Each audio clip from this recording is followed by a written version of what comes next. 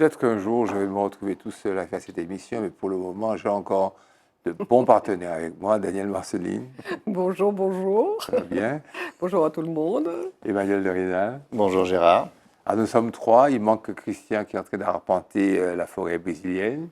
Et puis Eddie Marajo qui doit certainement conseiller les grands de ce monde, enfin de ce monde, 60 km sur 40, je parle de la Martinique. Peut-être qu'il sévit ailleurs, on ne sait jamais. Aujourd'hui, Daniel va nous parler des sargasses pour nous dire comment elles peuvent devenir des médicaments. Horribles sargasses qui sentent mauvais et tout. Elle va nous expliquer ce que c'est que d'abord que l'anthropocène. Et pour dire qu'on n'est pas, que certains pensent qu'on n'est pas entré dedans, c'est assez complexe. Ce sont les grandes époques les grandes strates géologiques et l'évolution du monde, de la planète, avec l'influence et l'intervention de l'homme. Et puis, elle va nous parler du cannabis bientôt légalisé, elle n'y connaît rien. Point d'interrogation. Oui. Point d'interrogation. Oui, point d'interrogation. Et puis, un petit sujet, pas piquer des verres pour employer une formule, pour employer une formule pas facile, c'est l'afro-futurisme. Voilà. Quant à Emmanuel, il va nous parler d'une expérience réussie du parc éolien en mer. Et à l'occasion, on va développer sur la possibilité en Martinique, je suppose, d'avoir ces pales qui nous donnent de l'énergie gratuitement, gratis prodéo. Il va nous expliquer que seuls 7 pays au monde respirent un air sain. Il faut le faire quand même. Et puis, il va nous parler des FAS. Alors, FAS, en réalité, ça s'écrit P-F-A-S. C'est des polluants éternels. Alors, mais vraiment éternels, ça. Pas comme le chlordécone, là où le chlordécone, jingle, actualité.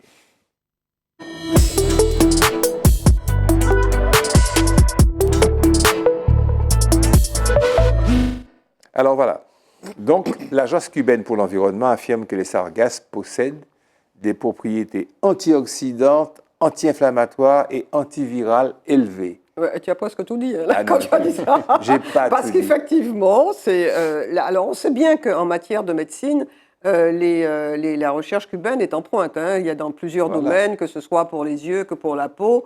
Et donc, c'est pas parce qu'ils sont dans une situation en ce moment très difficile que pour autant, leurs chercheurs de très haut niveau ne continuent pas à travailler. Et on se souvient que les médecins cubains avaient été partout dans le monde au moment de l'épidémie.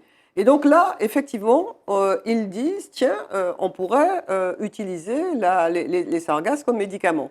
Et c'est vrai qu'il y a déjà eu des recherches qui sont faites pour utiliser les sargasses à d'autres utilisations, comme engrais, par exemple, au niveau industriel. Mais là, c'est une application qui est différente et qui ouvre des horizons. Et ce qui est aussi intéressant, c'est que cette recherche qui se poursuit, elle est aussi en coopération internationale. Il n'y a pas que Cuba qui travaille dessus, ou plus exactement, les chercheurs cubains ont décidé de travailler dessus. Et puis en recherchant, parce que bon, quand tu donnes le sujet, on a toujours envie d'aller un peu plus loin. Je vous fais confiance. Et je découvre que les Chinois, au 8e siècle, avaient déjà trouvé l'utilité des sargasses et qu'ils l'utilisaient à des fins thérapeutiques. Ils l'utilisaient contre les maladies pulmonaires, les maladies, le refroidissement, comme on dit. Donc il y avait déjà, comme souvent d'ailleurs, hein, pour la pharmacopée chinoise, on sait qu'ils ont une très grande ancienneté de pratique. Et donc les sargasses étaient déjà utilisées dès le 8e siècle. Donc oui, on va pouvoir d'une catastrophe en faire une opportunité. C'est pour ça que ma formule, vous la connaissez, c'est pour ça que cette émission s'appelle « À contre-temps ».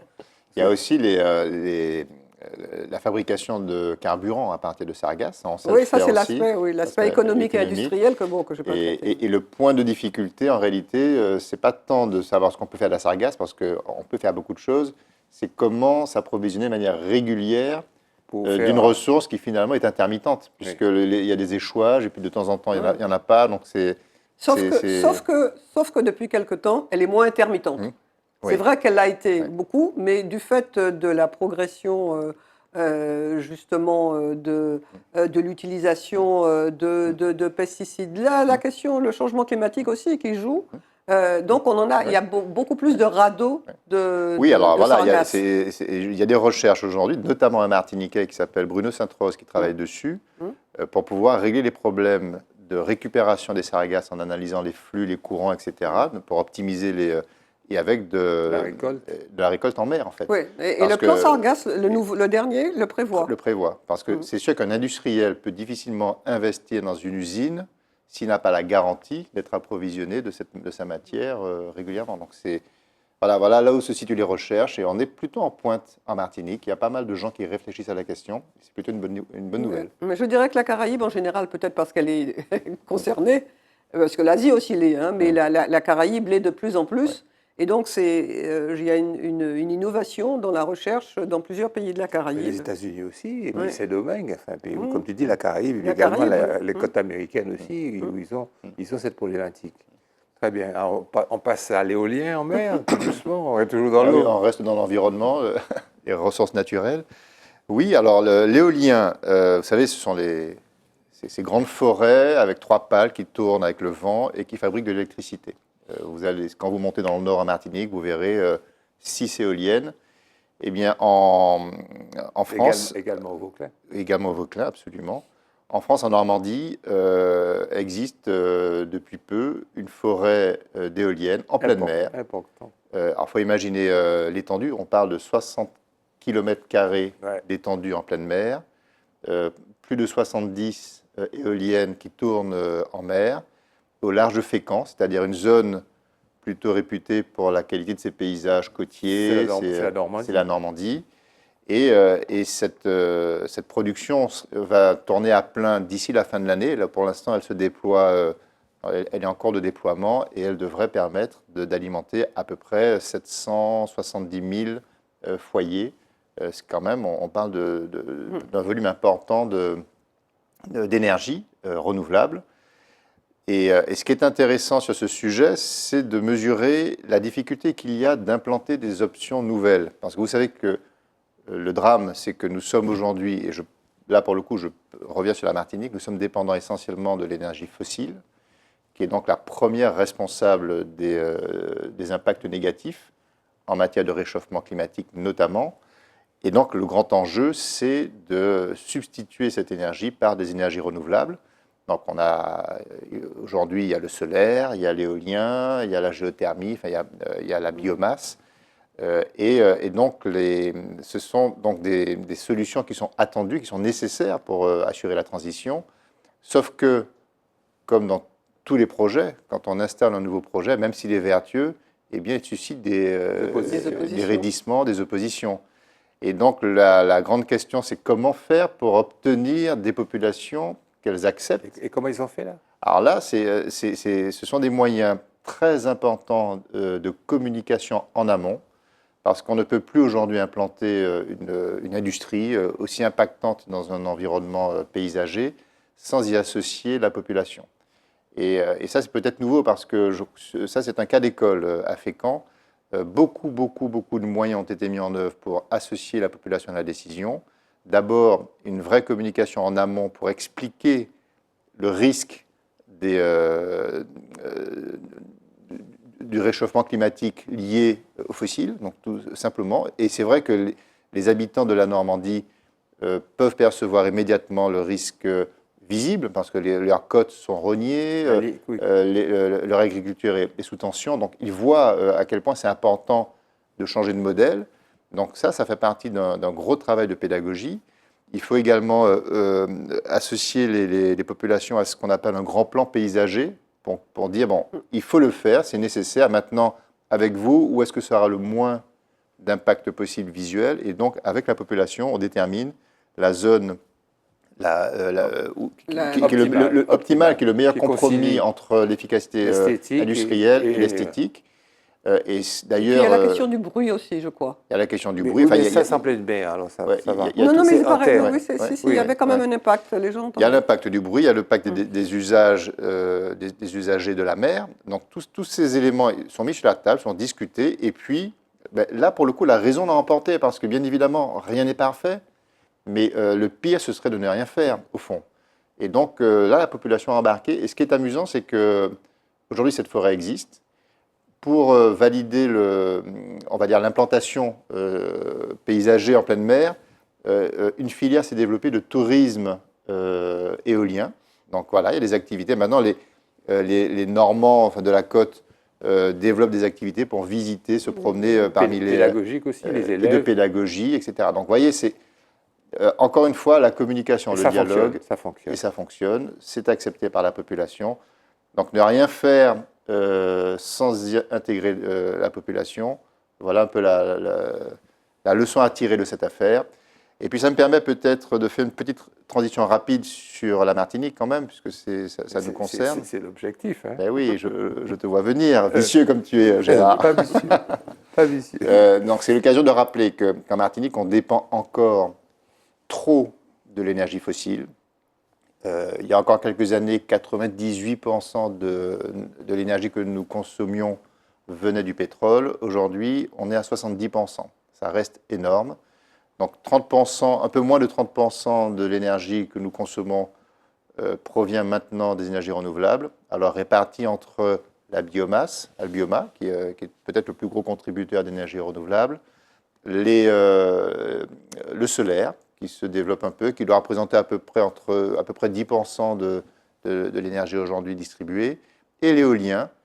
Alors là, c'est plus réduit. Il y a deux installations en Martinique. On est à moins de 5% de contribution. Mais là encore, quand les éoliennes se sont installées dans le Nord, là aussi, il y a eu des débats publics, des débats vis-à-vis des populations qui ont été assez houleux. Et donc voilà, donc l'exemple de Fécamp nous fait prendre conscience de l'importance d'associer la méthode qu'ils ont utilisée. Absolument. Oui. Alors la collectivité veut atteindre 55,6% d'énergie renouvelable dans la production d'électricité d'ici 2030. Oui, mais je pense ça c'est une étape intermédiaire, mais la vraie option c'est l'autonomie énergétique en 2050. Oui. C'est-à-dire que c'est ça qui est visé quand même. Et les plans dans lesquels on doit s'inscrire sont ceux-là. Sauf que malheureusement, la vérité m'oblige à dire que depuis quelque temps, ça ne bouge plus. Il y a 5 ans, on est passé à 70-30. Et puis c'est stagne. Et puis ça stagne. Et là, j'avoue, je ne sais pas où sont les responsabilités, mais c'est quand même désolant de constater que dans un pays où il y a autant de soleil, où il y a autant de vent, où il y a des marées. Enfin, on est peut-être la pépite du monde où nous pourrions, si on pouvait libérer un petit peu les énergies, c'est le cas de le dire, et si on pouvait faire en sorte que ces projets aboutissent, nous pourrions être les champions du monde du renouvelable.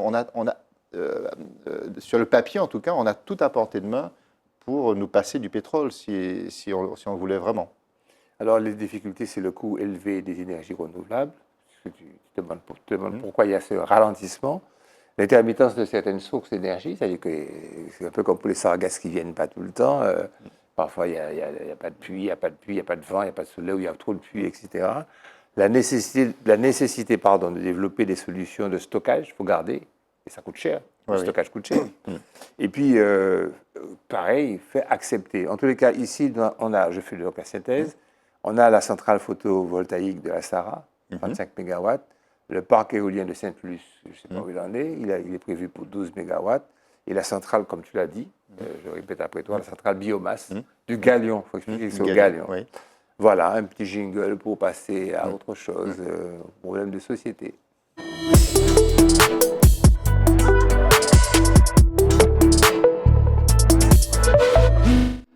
Alors, au terme d'un travail de 15 ans, l'Union internationale des sciences géologiques a voté contre l'inscription.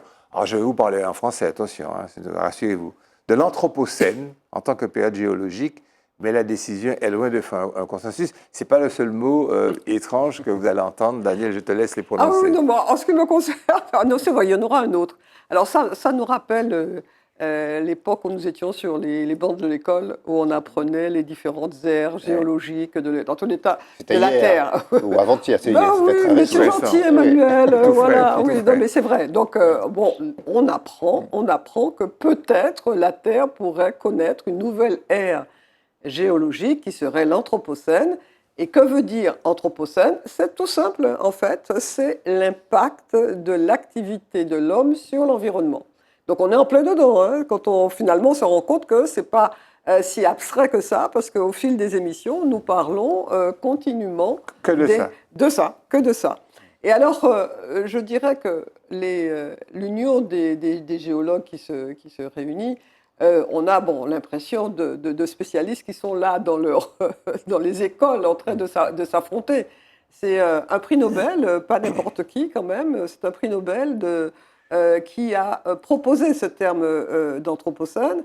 Et là, ce qui oppose les différents scientifiques, c'est de dater l'entrée de cette période. Et il y en a qui veulent la dater de 1950, et puis il y en a d'autres qui disent, mais non, si on se rend compte de l'activité humaine, il y a des conséquences depuis plus longtemps que ça, depuis la révolution industrielle, c'est-à-dire depuis le 19e siècle, il y a eu des modifications, donc ils sont pas d'accord, ils sont pas d'accord entre eux. Et ce dernier collège dont Gérard a parlé, et donc dit, non, on considère que la Terre n'est pas rentrée dans cette phase d'anthropocène. Et d'autres chercheurs disent que ça peut être un signal, qui est un signal dangereux, parce que si on n'est pas rentré dans une nouvelle ère géologique qui est marquée par l'impact de l'activité humaine sur la Terre, on peut en quelque sorte réduire cet impact-là, parce que pendant ce temps, on sait très bien que l'activité humaine a des conséquences, comme nous voyons le changement climatique, la question au niveau des sols. Donc, c'est une querelle, mais je dois dire que la réalité des conséquences de l'activité de l'homme sur le fonctionnement de la Terre aurait tendance à donner raison à ceux qui, pour le moment, n'ont pas obtenu gain de cause. Enfin, en tous les cas, c'est l'impression que j'ai.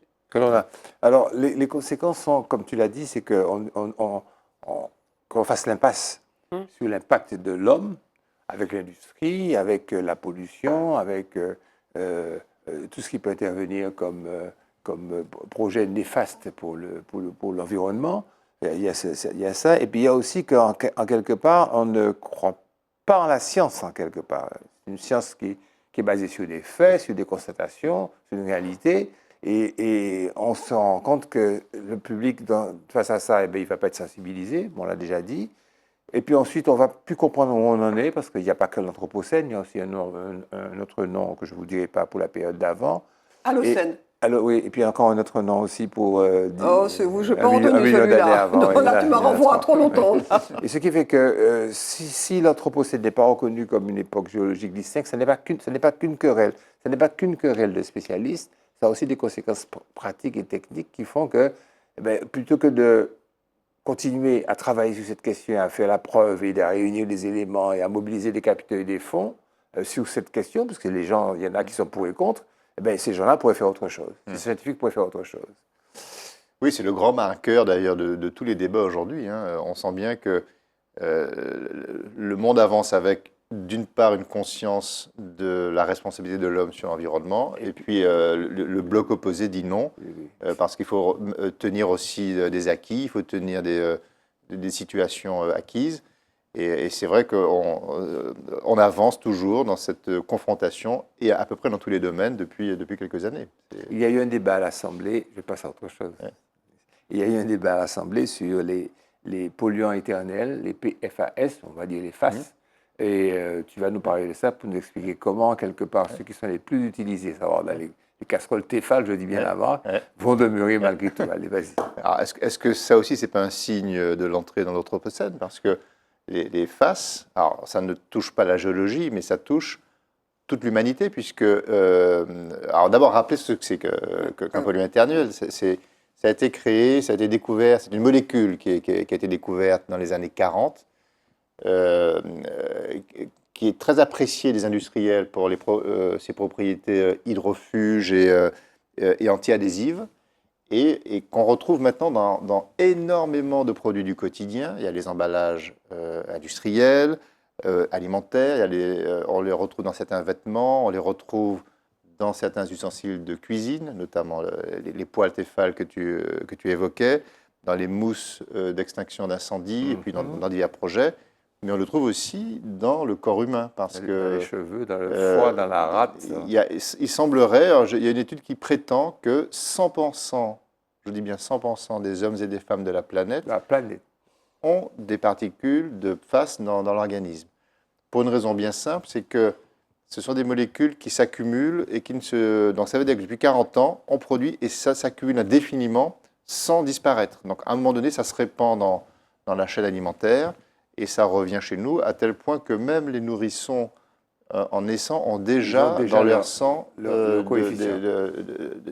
présence de ces particules.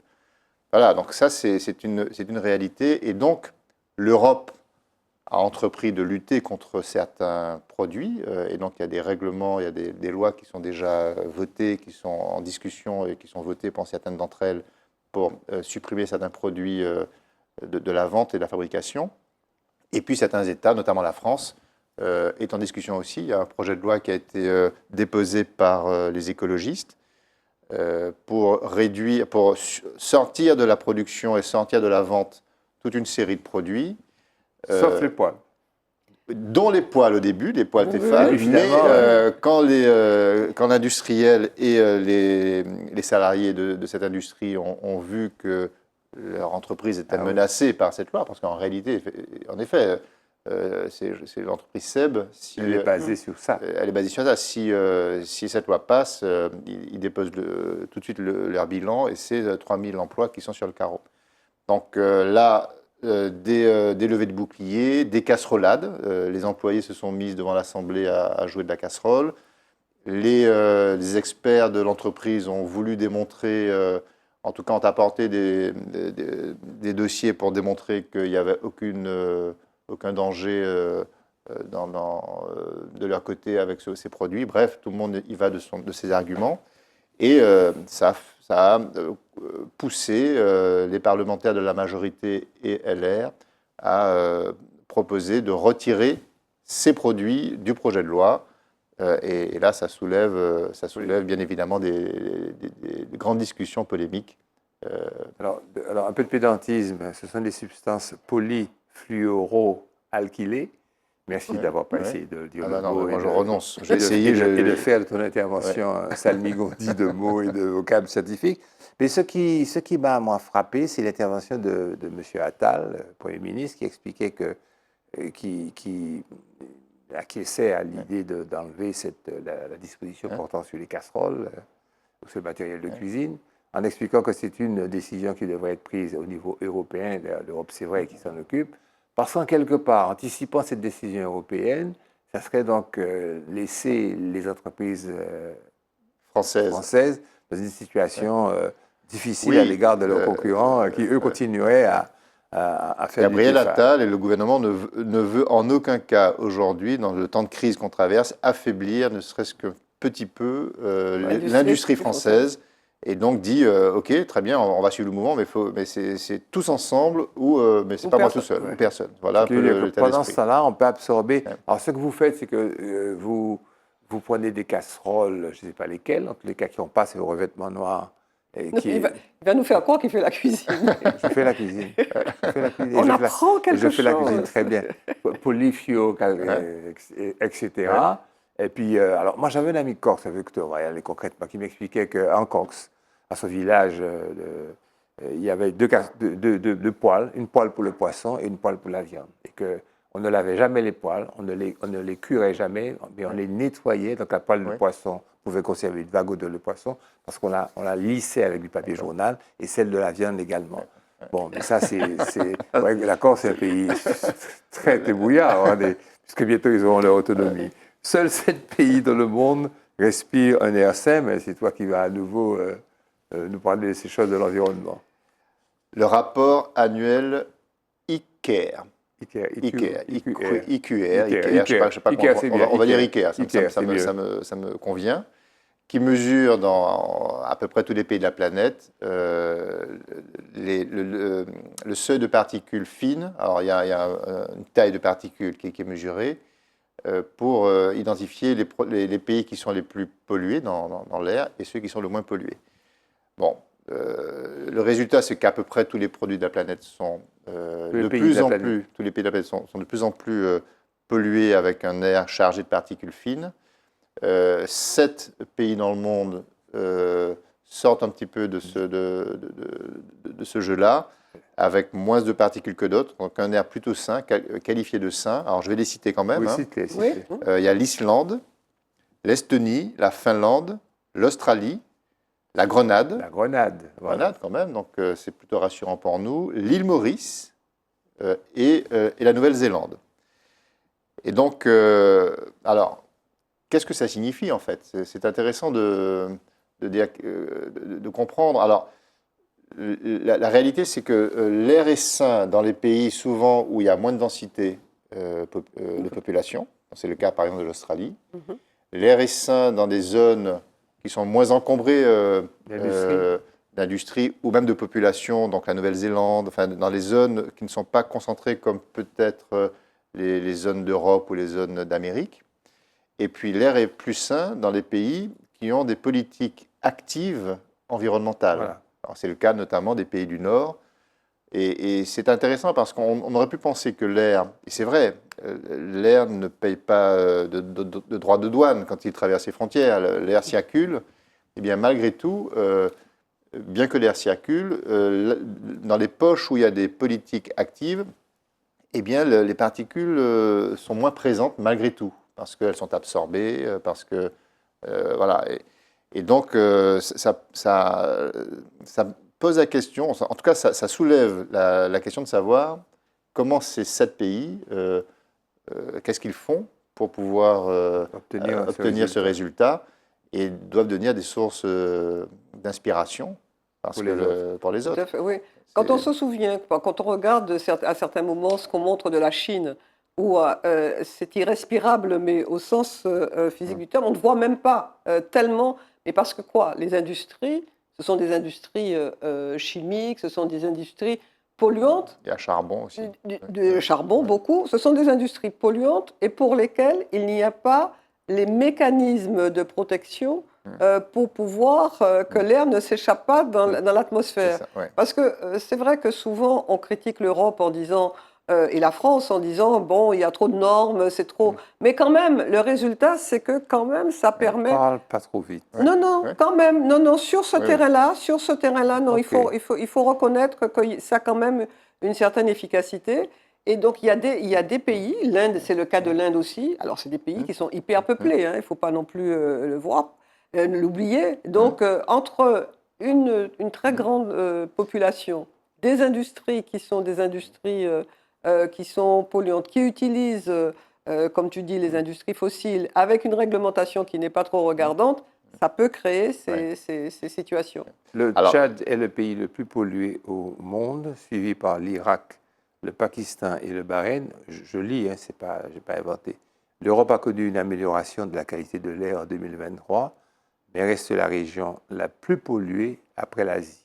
Pas de la France, c'est de l'Europe. Hein, je ne sais pas mais pour aller dans le sens de Daniel, et pour aussi parler de la Martinique, par exemple, là-dessus, nous avons des industries aujourd'hui qui sont sous contrainte européenne majeure, de manière, et qui parfois gênent les industriels eux-mêmes. Je pense notamment à l'industrie du rhum, qui sont en réalité des modèles de vertu planétaires aujourd'hui. Parce que là, j'en discutais avec les équipes du Codérum pas plus tard qu'il y a 2 jours, et ils nous expliquaient qu'aujourd'hui, compte tenu des contraintes européennes, d'abord les émissions des cheminées sont ultra filtrées, et les contraintes qui leur sont données sur un rythme potentiel d'émissions du 1er janvier au 31 décembre en émissions nuit et jour, alors qu'en réalité, ils produisent sur 4 mois et 7 heures par jour.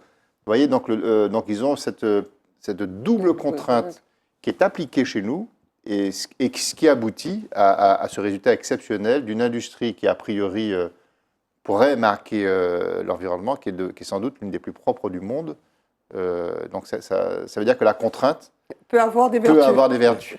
La pollution de l'air est responsable de 7 millions de décès prématurés chaque année. Les particules, ça s'appelle les particules fines PM2.5. C'est le principal facteur, c'est ce qui est diffusé, de risque de décès lié à la pollution de l'air.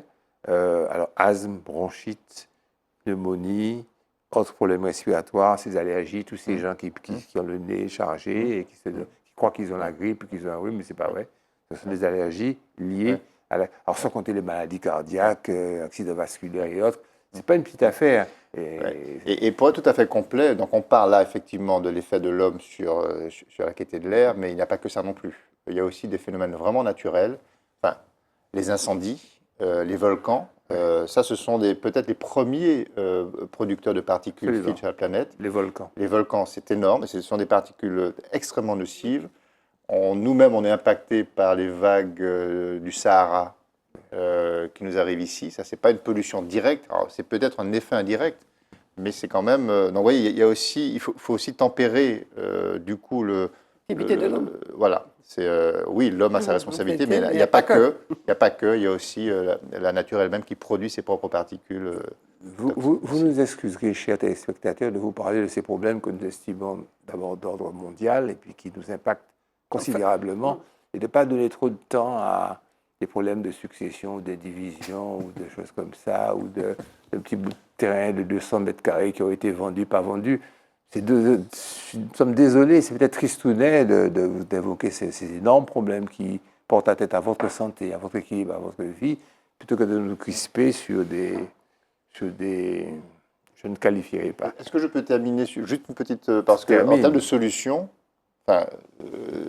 moi je crois que planter des arbres, c'est... je veux le rappeler parce que... La voie royale. Ça, on a ce pouvoir, on sait planter des arbres. Faisons-le. Ce sont des filtres merveilleux. C'est ce qui peut retenir les poussières. Donc allons-y, plantons des arbres.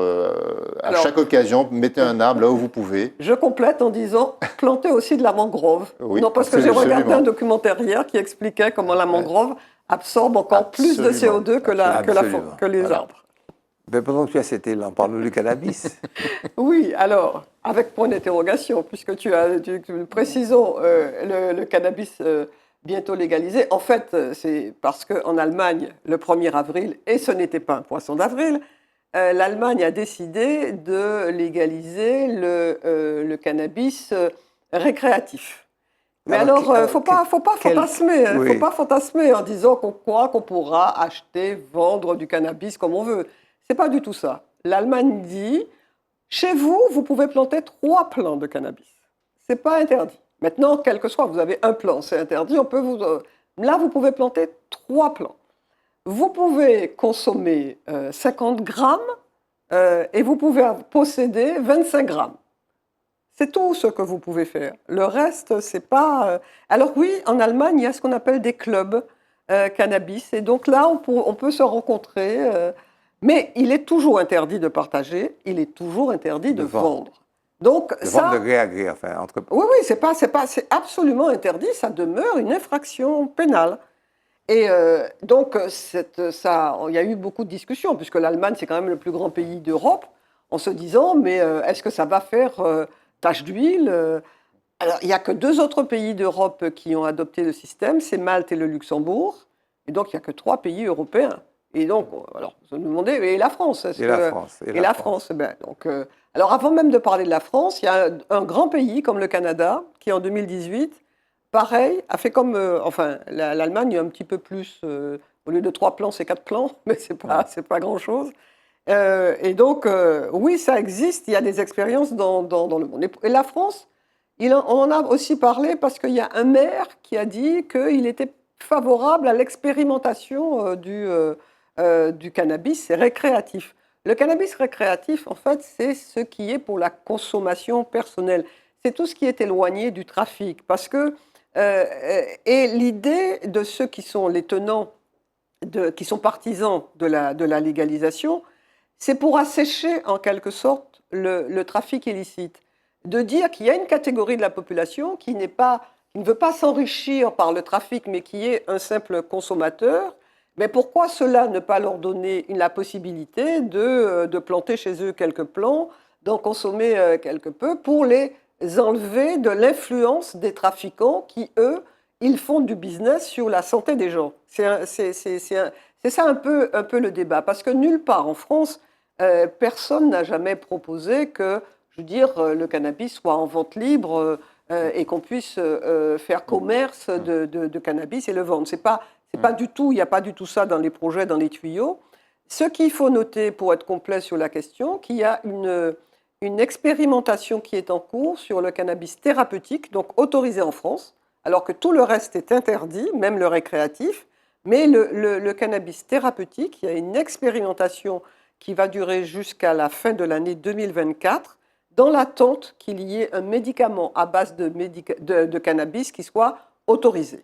Donc, dans les cas de pathologies qui génèrent de grandes douleurs que les médicaments actuels ne peuvent pas calmer, il y a une possibilité d'utiliser le cannabis thérapeutique. L'un d'entre vous avait traité le sujet de la fleur de cannabis. C'est moi qui avais traité ce sujet-là. En effet, il y avait arrêté par le Canada. Et comme les tests étaient rendus possibles par la fourniture gratuite par le Canada, et comme au terme de ce test, il y a eu l'idée de mettre un terme complet au projet, eh bien, le Canada a cessé d'acheminer le cannabis thérapeutique en France, et ça a mis un cran d'arrêt, un frein à ce test. C'est tout à fait ça. Oui, mais l'expérimentation a été en décembre 2023, a été prorogée d'un an. Oui, Daniel a raison. Dans la mesure où, effectivement, on va finir par aboutir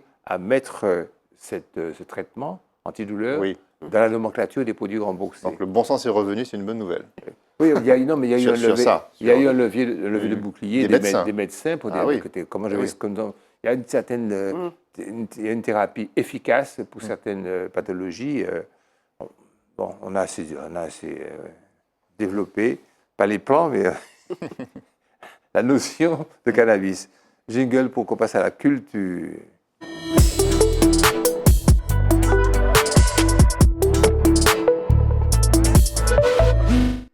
Alors, sans anticiper trop sur le sujet, l'afrofuturisme est l'afrofuturisme, pas ful.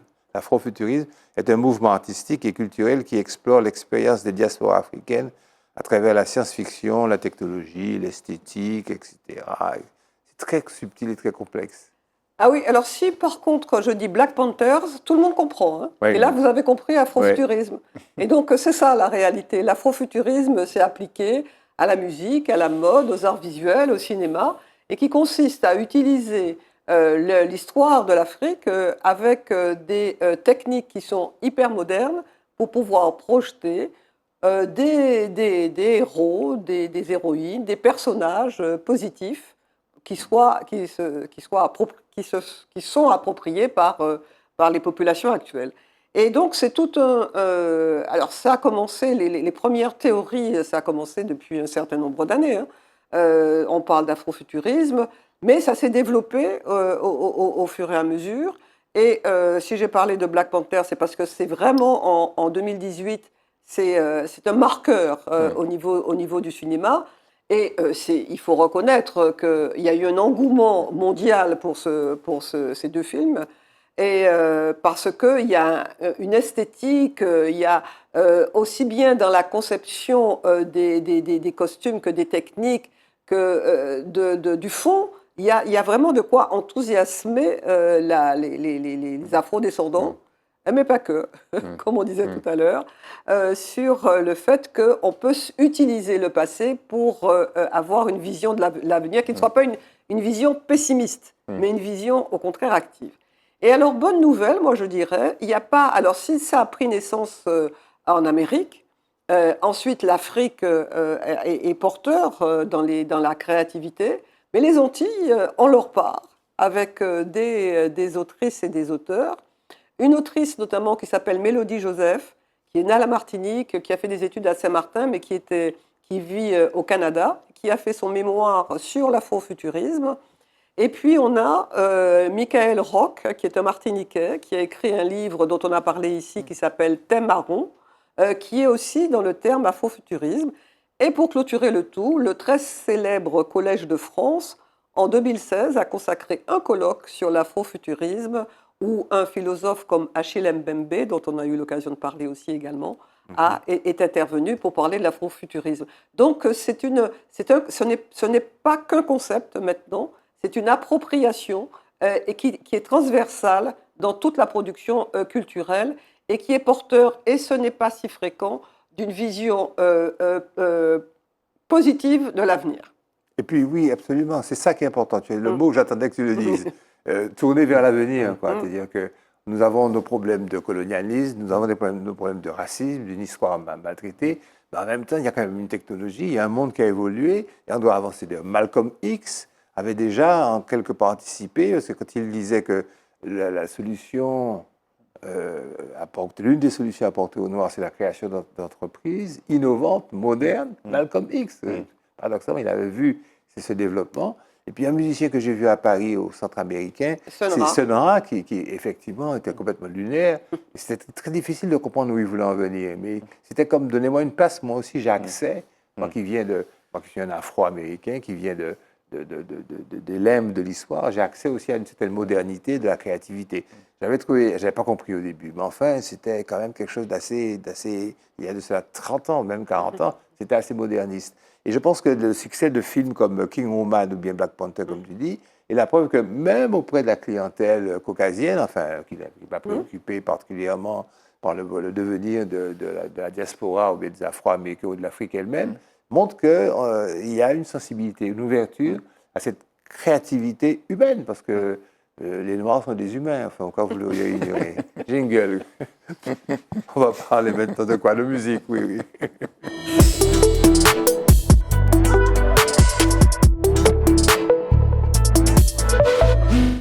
C'est très, très difficile, l'absence de Christian. Ça m'est très difficile parce que il faut que j'ai son niveau, il faut que j'ai sa verve, il faut que j'ai sa créativité. Alors, bon, son expérience, je ne l'ai pas, puisqu'il a été au cœur de la musique pendant plus d'un quart de siècle. En fait, très modestement, nous allons parler de la valse créole, qui est une danse aux origines multiples. Je n'ai rien inventé. Un héritage riche et varié, une danse qui est originaire des Antilles, on dit française, hein, enfin de Martinique, Guadeloupe, Guyane. J'en ai français, si ça choque certains. Et l'un des créateurs, on va entendre tout de suite un titre de lui, c'est l'un des propagandistes, je dirais même, de cet art musical, c'est Loulou Boislaville avec Ti Valse Noa.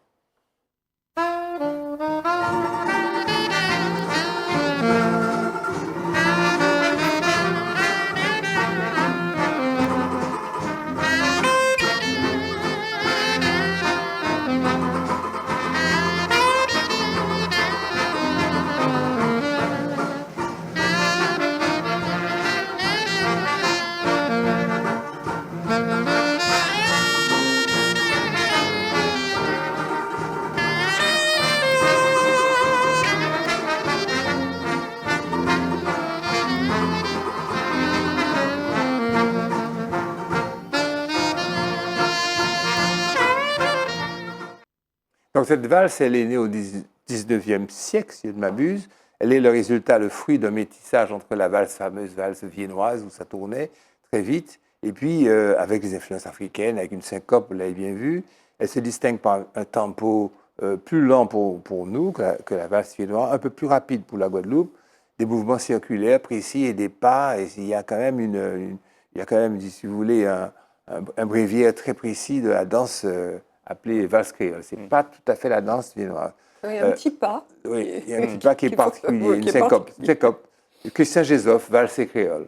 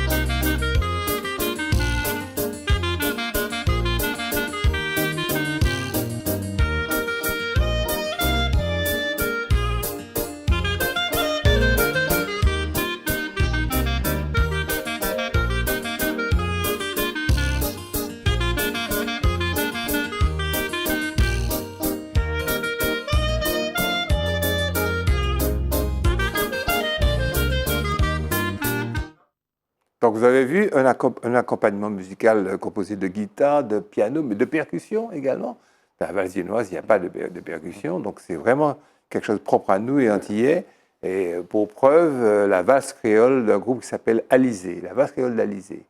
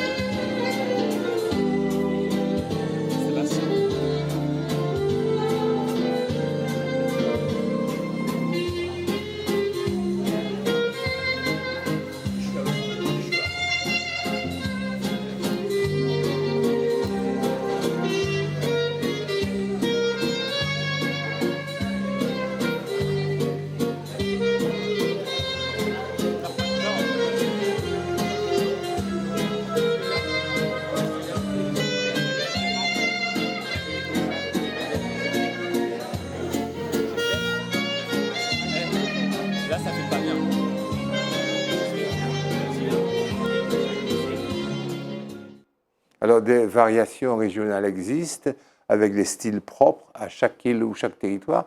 Il y a même la valse péruvienne, considérée comme criolla, comme créole. Un groupe de Saint-Claude, j'adore Saint-Claude, la montagne. Karoquera, le groupe s'appelle Cadence de Saint-Claude.